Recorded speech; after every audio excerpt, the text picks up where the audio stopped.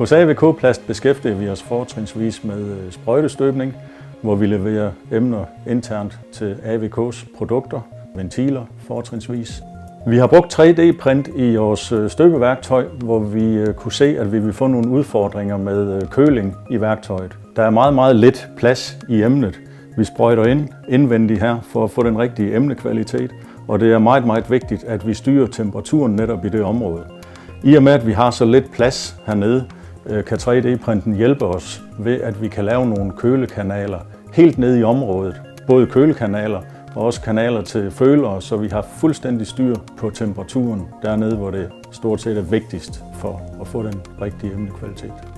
Grunden til, at vi valgte at bruge 3D-print i specielt den her komponent, det er, at der er nogle udfordringer, hvor vi har behov for at placere et indløb inden i emnet. Og den funktion betyder, at vi kommer op og slås med noget energi, som vi ikke kan fjerne, uden at vi har et kølesystem, der ligger inde i klodsen. Og det kan vi skabe ved hjælp af 3D-printet.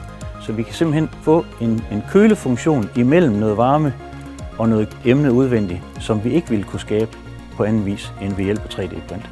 Fordelene i det her tilfælde er helt 100% sikkert tekniske ting. Og i fremtiden kan man godt spørge sig selv, om det vil være en større del af de tekniske inderdele i et sprøjtestøbeværktøj, men set ved 3D-printe i stål. Simpelthen fordi det bliver efterhånden konkurrencedygtigt rent prismæssigt, fordi man får flere detaljer med.